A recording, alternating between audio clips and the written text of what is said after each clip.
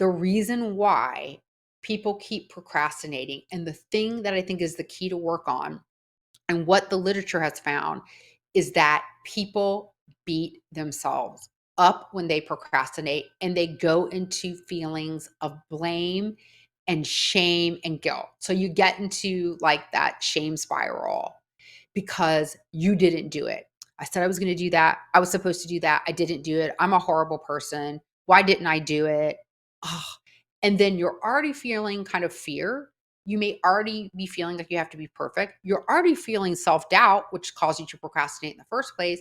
And now you're doing the blame and shame and guilt cycle and you're self punishing. So your self talk is super negative, your self blame is in there, your self punishment is big, and that leads to more and more procrastination. So we get into the cycle of blame and shame. So the biggest thing to do to stop procrastinating is to stop blaming yourself for procrastinating, to give yourself grace, to forgive yourself. Research has found that if you practice forgiving yourself, you are more likely to then move through it and get to the other side of it.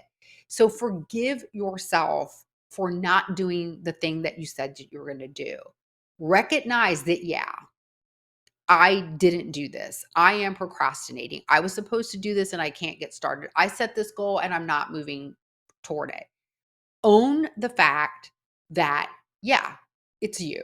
It's not somebody else. It's you. We're talking about taking responsibility. We talked about that last week. If you don't take responsibility for failure, you can't learn from it. So own it and recognize that it doesn't feel so great.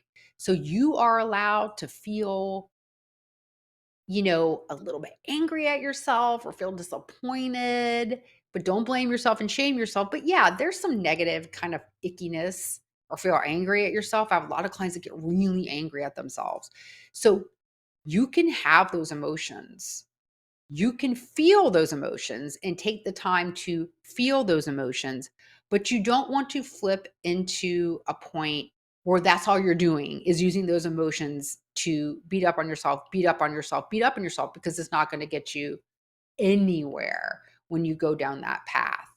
So once you, I think, recognize that you can forgive yourself, you can have self compassion, you can have self care, you can say, okay, I'm angry. So let me be angry for a little while. Then I'm going to think about why I'm angry. And then I'm going to take a little time to take a break and breathe or go do something else. And then I'm just going to start. I'm just going to sit down and I'm just going to start.